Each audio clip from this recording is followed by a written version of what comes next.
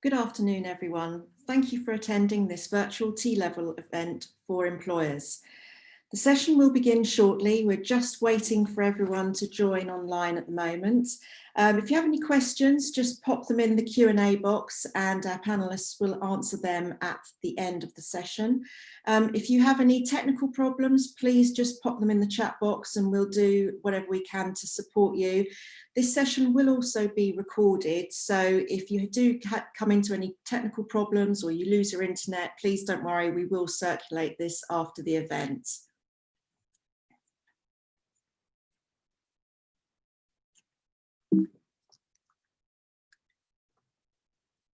Right, we'll be beginning shortly. I'm just waiting for a few more employers to join us. I hope you're all keeping well during this second pandemic. I'm sure we're all looking forward to a change next week.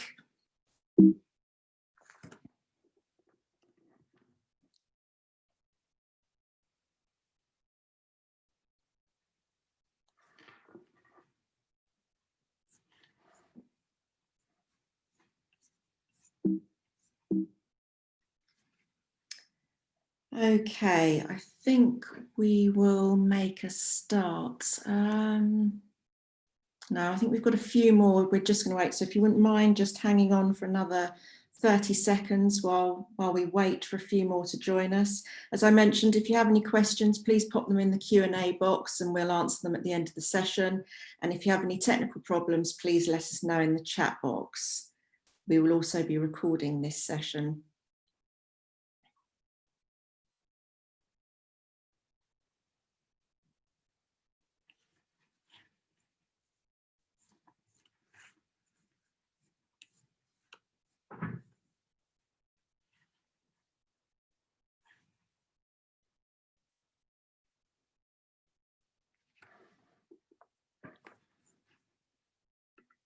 Okay, good afternoon everyone and welcome. This afternoon's event will be presented by Catherine Cézanne, Senior Policy Manager at the Association of Colleges, James Waters, T-Level Development Manager at the Chichester College Group, and myself, Emma Rook, Industry Placement Officer at the Chichester College Group, supporting T-Level students at Crawley College. This afternoon, we will be offering an introduction into T-levels and industry placements. We will be covering the government review of post-16 qualifications. What are T-levels? How you as employers can get involved. Your business benefits. Some real stories. The rollout of T-levels. And we'll finish off with some Q&A and some useful links. I will now hand you over to Kath from the Association of Colleges for an overview. Thanks ever so much, Emma, and hello everybody. Really excited to be with you today as we're talking about T-levels. But T-levels are just part of a much wider review of qualifications post-16. So the government is currently looking at the whole post-16 landscape and all technical vocational qualifications and is carrying out a review of those qualifications. It's really important that all key stakeholders, so that's young people, parents, carers, and employers like yourselves, have a really clear understanding of how you get to be a dental technician, how you get to be an IT analyst, how you get to go and work as a veterinary surgeon, for example. So this is what the government are looking at the moment. Very clear choices for young people. And most importantly, you as employers are very much at the heart of the technical education reforms. And it would be really good as well if you had the opportunity. I know it's a really busy time and we've all got a lot going on, but if you had the opportunity to have a look at the review and to perhaps put your feedback in terms of which are the qualifications that you really value and what are the skills that you would like your workforce to have. And it's really important that we're promoting these career opportunities for our young people so that they have this really clear line of sight to work. So that's a very a quick run through of the government review of post-16 qualifications. And I'm now going to hand over to James, who's going to take us through T-levels. Thank you very much indeed, Kath. So I'm James Waters, a T-level development manager. So what are T-levels? They are a 2-year qualification for 16 to 19-year-olds. They have been designed with employers, so the specifications have been designed with employers, and each T-level is equivalent to 3 A-levels. Chichester College Group has been chosen to pilot the first group of T-levels. So we have 3 that we've launched this September, and that is in construction, digital and education childcare routes. The T in T-levels stands for technical, and the idea behind these qualifications is that they will introduce a new system of technical education. And also we're really keen to help young people develop the knowledge, attitude and practical skills to thrive in the workplace. T-levels will combine 80% classroom theory and practical learning, with 20% of their time being spent in the workplace as part of their industry placement. At the heart of each T-level is a 315-hour, 45-day industry placement, and this is where you can get involved. So just to explain what T-levels are in a little bit more detail. T-levels have been designed, as I said, with employers, for employers to bridge the skills gap.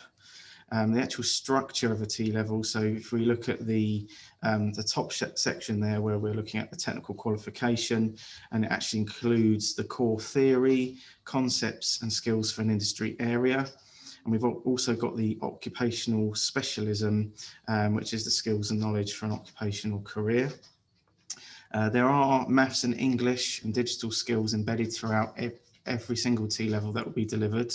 And there's also an employer set project, which is a 15-hour project, and that comes in to the core. And then an industry placement with the employer. So you can see there at the bottom, that makes up the other 20%. And, you know, for us, this is a fantastic new curriculum reform. And I'm now going to hand back over to Emma to talk about industry placements. Thank you, James. So what is an industry placement? So this is a compulsory part of the T-level qualification to be delivered by an external employer. And as James mentioned, this must be a minimum of 315 hours, which is approximately 45 days or 9 weeks. This can either be block, day release, or a mixture of these. Now, employers have identified that many young people applying for positions lack employability skills. Now, T-levels aim to bridge that gap. T-level courses have been developed so that the content will meet the needs of industry and prepare learners for the real world of work. Students will work towards these course-specific learning objectives in order to develop their technical abilities. During their industry placement, there is an emphasis on developing essential employability skills to mould the future workforce. These include being a team player, having a proactive approach, being responsible, having professional etiquette, and being an effective communicator. You will also be assigned an industry placement officer to support you. We're here to support you with paperwork, finding the right student, conducting reviews during the placement, and we'll be your first point of contact. So there we have your dedicated placement, and there's a full list of what we will do for you. If you feel that a full industry placement would not be appropriate to your business needs at this time, you may be able to support a transition student with industry experience in preparation for their progression onto a full T-level. Please contact us via email to discuss this further. I'll now hand you over to James to discuss business benefits.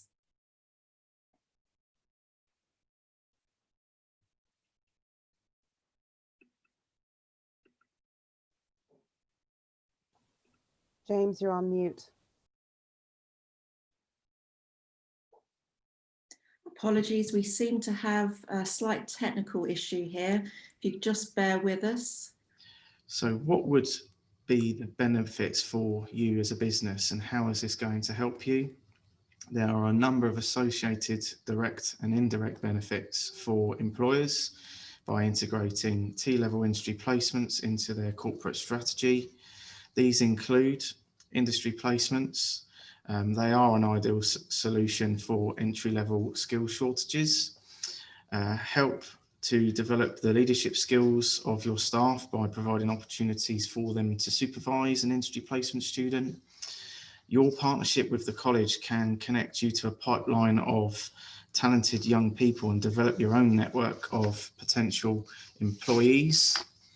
A commitment to industry placement will allow you to raise your organisation's profile, especially as T-levels gain more public exposure with your customers.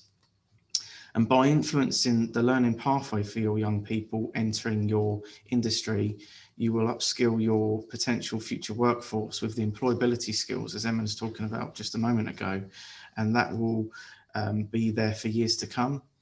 And we can also look at diversifying your workforce by engaging with students from a wide range of backgrounds. And an industry placement student could support the delivery of key projects.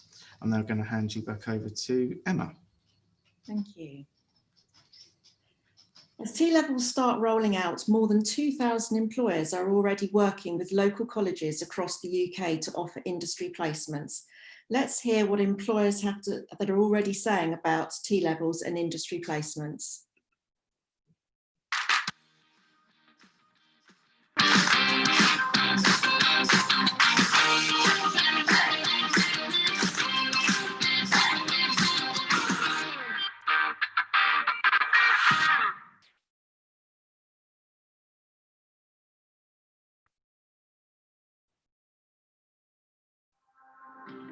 There is a huge skills gap coming. We've got this huge black hole looming on the technical workforce front, and there's no running away from it. We need to see new technicians coming through. What we're doing is introducing young people into roles and opportunities that they may not have considered. But at the same time, we get to see how they perform, whether they're a good fit for the team, whether they've got new ideas we haven't thought of, and we can learn off them as well as they can learn off us. So it's really important that we consider what's in it for us and what's in it for the young people. The thing that impresses me about these young people is they come with new ideas. You know, quite often when I speak to other companies, they say, oh, it'll be so much time, we've got to invest in them. Actually, I see it as probably cost neutral. You know, yes, we do spend time showing them what to do, but they also positively impact the business as well. Many people are going to think, oh, it's just another person to hang around the office. And I think if you've got 2 weeks work experience, probably that is what you'll have. I think this is different. You treat it differently. You're going into a contract. So your expectation of them should be higher. Their expectation of you should be higher. When I look at the students we have, they're really quite mature for their age. They're all under 18 still, but I think they're ready to be in the workplace. For us, it's a way of giving the students the opportunity to learn in a live environment what they're doing on a day-to-day at college, and to put it into force and to really get an understanding of whether it is the career they want to take.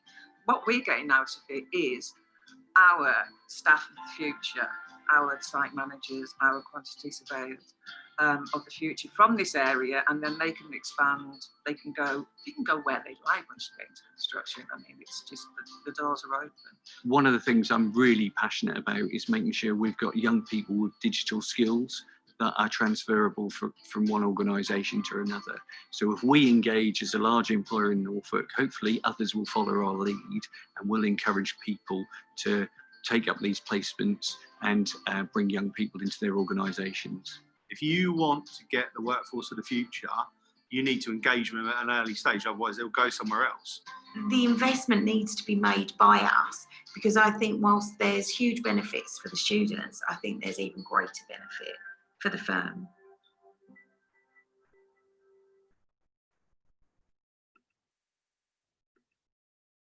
I'll now hand you over to James for the national rollout of T-levels.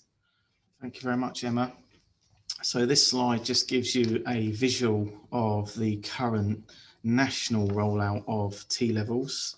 So as I said earlier, we've launched the first 3 pathways that are currently available, and that is digital production, design and development, design, surveying and planning for construction, and education and childcare.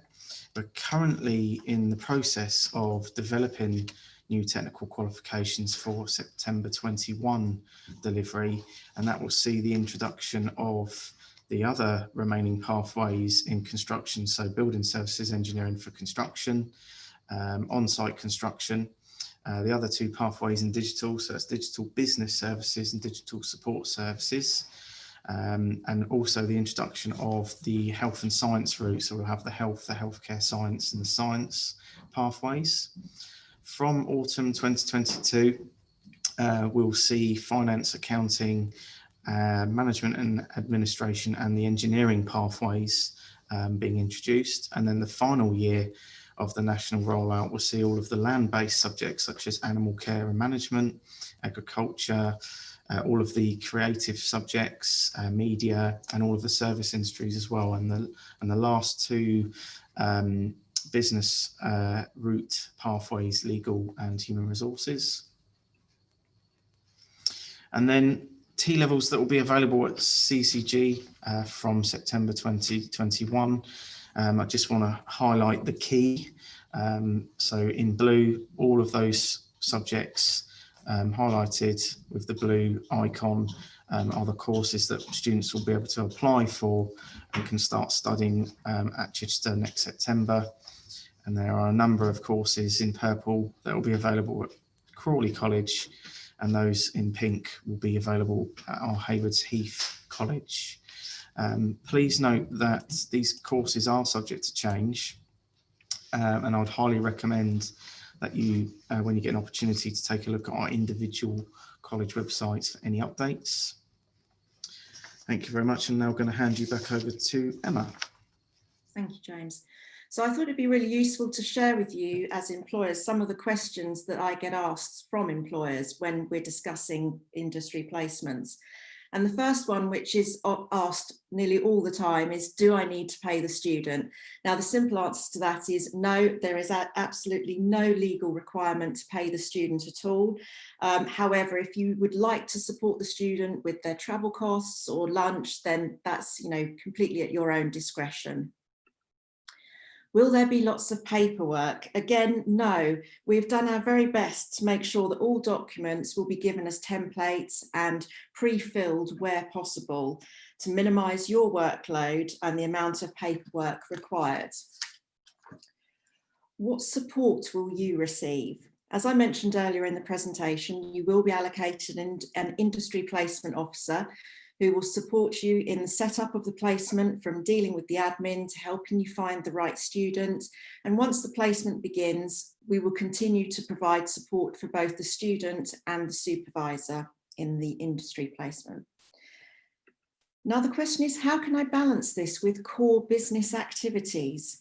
So students will undergo preparation before beginning their industry placement. In addition to the technical knowledge they gain from their course, they will be developing their employability skills. Their goals and responsibilities will be agreed in advance. And if, say, you have an apprentice or a junior member of staff wanting to gain experience as a mentor, this would be great for their own professional development by supporting an industry placement student. And also, how can I make sure I get suitable students? This is where you can work with the college to find the best student for your organisation. Please be transparent in your requirements. If you would like, we can help you with this by holding CV screening or the interview process. It's worth noting that all the students will be studying a technical course that should be relevant to the industry placement being offered. Now, here are some really useful links to further information on industry placements and what T-levels are. Please feel free to take a screenshot of this slide.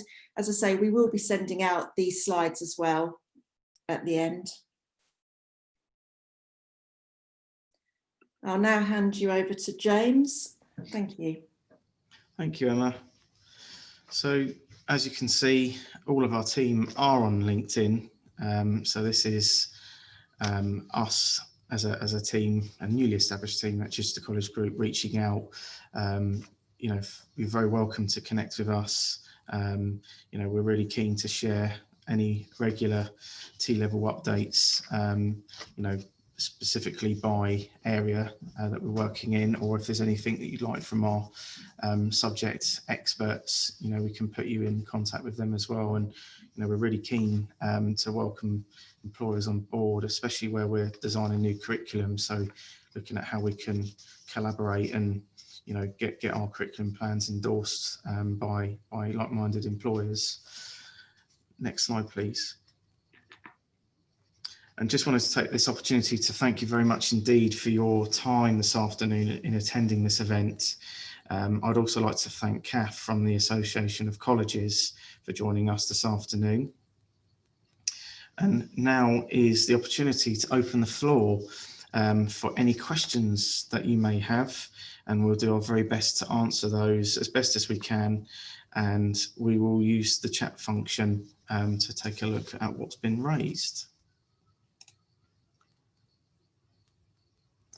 Okay, so I'm going to start at the top and work our way down. So we've got, when can I take on a T-level student?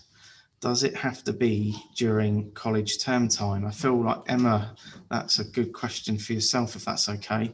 Yes, of course. So the first part of the question, when can you take on a student? That would be any time from, I would say, February onwards. We have been mindful, obviously, with COVID and the effects that it's had on businesses and on young people in certain areas. So we're aiming for a sort of February half-term start. With regards to, does it have to be in term time? No, we have spoke to all of our students about whether they would be willing to, you know, or prepared to work during their school holidays, and nearly all of them have said yes. So it could be at any time. As I say, during the term time, it does tend to be more of a day release type format. Certainly in the first year, this will be slightly different in their second year.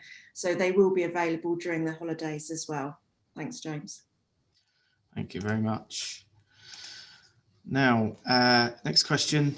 What happens if I'm unhappy with the T-level student I take on? Sorry, Emma, it's another one for you. No, that's absolutely fine. Well, that's what I'm here for. So I'm your first point of contact. If you have any issues at all with the student, we would obviously try and resolve these before it came to a point where you were so unhappy the student had to leave. So I would say, yes, if you have any problems, you just contact me and I will liaise with you and the student and find out what's going on and see if the problem can be resolved. Brilliant. Next question, how are T-levels different to apprenticeships? I mean, to be honest, they're completely different products.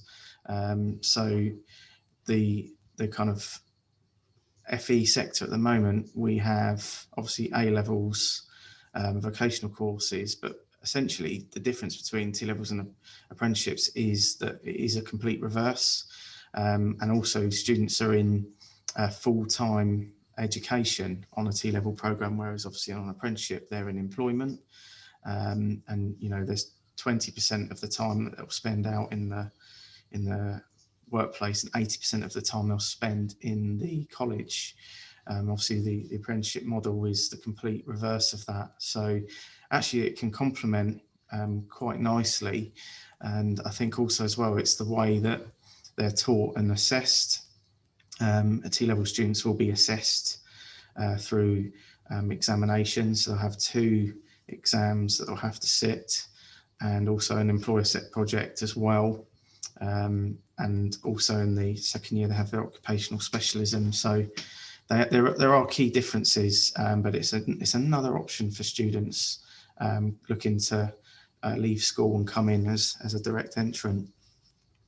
So the next question we have is, what department areas can digital T-level students work in? So I know it's actually great that we've got Emma on the call because she's looking after digital. So sorry, Emma, third question for you. Could you give a few examples of types of industry placements that students could do in digital? Yeah, absolutely. So with digital, we're quite fortunate in that the placement doesn't actually have to be in a digital company per se. So it could be, you know, IT support, it could be doing data analysis, supporting website designs for companies. So it could really be any company at all that, you know, uses IT, which, to be fair, is all of us at the moment, and more so. So, you know, it could be, we've even had large aeronautical companies interested in our students, going to work with them, virtual reality, simulators. So it's a really, really broad spectrum for students, and you know, I think it's absolutely great. So, you know, if you have a large company, or you know, you certainly have IT in your company, then we can certainly support you. Thank you, Emma. Next question. I'm not sure that the T-level subject will relate to my organisation. How can I find out more? The simple answer to that question is definitely take a look at our Chichester College and Crawley College websites. On the home landing page, there's a little drop-down menu under Study and Courses. So you've got an A to Z course finder. As soon as you click on that, obviously near the bottom under T, there'll be a T-level section which will list all the different T-levels that are currently available. And then if you click on Find Course by Area, there is a T-level landing page which gives you a little bit more information, and it kind of complements what we've been discussing in this presentation. The hyperlinks that are there are the courses that are currently live and students can apply to. Obviously, we've got a number of new courses that are being developed, but they'll be going live very soon. But there's some frequently asked questions on there. And on this very page, we've got T-level email addresses that you can directly email us if you've got any burning questions that we can answer in a bit more detail. We might need to signpost you to other key staff within the college, potentially from the curriculum team. And then on to the next question, we have: how old are the T-level students, and will the employer be involved in the selection process? Currently, T-levels are funded for 16 to 19-year-olds, so predominantly they're from 16 to 18 at the moment. The employer, it really is at your discretion if you would like to be involved in the recruitment and selection process. Then, you know, to be honest, that'll be music to our ears. You know, we're really keen to give students that experience of what it's actually like to apply for a vacancy and to have to go through that process, whether it's successful or not. I think that's a really good learning opportunity for our students, and actually it's ideal work readiness as well. So I think that's something that we'd be really keen to build into our you know, early stages of the first year, if that's something you'd be willing to do. Next question: is there a plan for any more colleges to be involved? That's a really good question. So on the government DFE website, if you take a look at the T-level pages on there, you'll see official published colleges. So there's around 50 nationally that have launched T-levels this September, but you'll be able to see all of the other providers that have been selected to start delivering from 21, 22 and beyond. So there's really clear guidance on there at the moment that will answer that very comprehensively. Next question is: are you obliged to offer them a job at the end of the placement? I think that's a great question. At the end of the day, it really does come down to the student. But if there's an opportunity there to progress from the T-level into a job opportunity, I think that would be a fantastic outcome and a real success story. Naturally, where T-levels comes with UCAS points, students could potentially progress straight on to university in an undergraduate degree programme.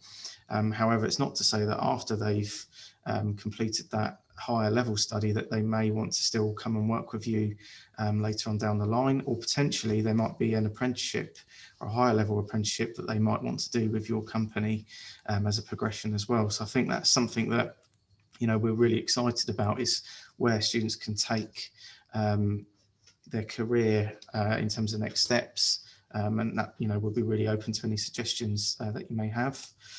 Next question: would a non-disclosure agreement be needed for T-level students to attend your organisation? I don't know if you can answer some of this, Emma. I think I mean, to be honest, all of our placements at the moment have been paused. We're currently completing a series of paperwork pre-placement, and there's a really rigorous process that we go through as a provider to make sure students are safe, and that the employer and the curriculum area and the student have everything they need before they attend the organisation. But everything is planned and recorded, so there'll be learning objectives that students will need to work towards. So there'll be technical skills and employability skills that they'll be completing whilst they're with you on placement. The actual review processes happens formally twice after that, so there'll be a mid and an endpoint review as well. But if anything does get disclosed, obviously we'd need to communicate those pieces of information with you in confidence. For example, there may need to be some reasonable adjustments that may need to be made, but that's something that, you know, we'll talk and work through if and when it's required. Yeah, it's also worth mentioning that there is an industry placement agreement that's signed by both the employer, myself, or another industry placement officer, and the student. So it's very much clear as to, you know, certainly they know all about the, you know, discretion. They're not going, you know, they're not to share any of what's going on with your business. And, you know, part of that is that we do ask if they've got any, you know, health requirements or special educational needs. And, you know, that's very much sort of put into play as well. I think so that combined with we have our own designated health and safety officers who go out and they will come to your place of work and they will make sure that everything's, you know, safe for our students. We will ask for your public liability insurance, and, you know, so it's really, we're trying to cover all bases in terms of making sure that as an employer that you're happy, our students are safe and happy, and, you know, it's going to work really well for everyone. Thank you, Emma. And I think we've got one more question here. Sorry if it's been covered, but I missed the beginning of the presentation. Please, can you let me know how T-levels relate to accounting businesses as opposed to AAT apprentices? I mean, there is a finance and accounting pathway within business. So it will be separate. There will be brand new specifications that will be obviously published eventually, but, you know, certainly the awarding organisations will be working with employers to make sure there is a distinct difference between that offer and obviously the AAT packages that are already available. And again, it's just looking at giving students different options depending on what it is they want to progress into, and, you know, using our career service as well, giving them appropriate information, advice and guidance to make those informed choices. So it really is just another option for students. You know, whether the AAT option is more popular than the accounting and finance option in T-levels is yet to be seen. So I think it is just watch this space, and, you know, we'll see how it develops, and once it's implemented, how we progress.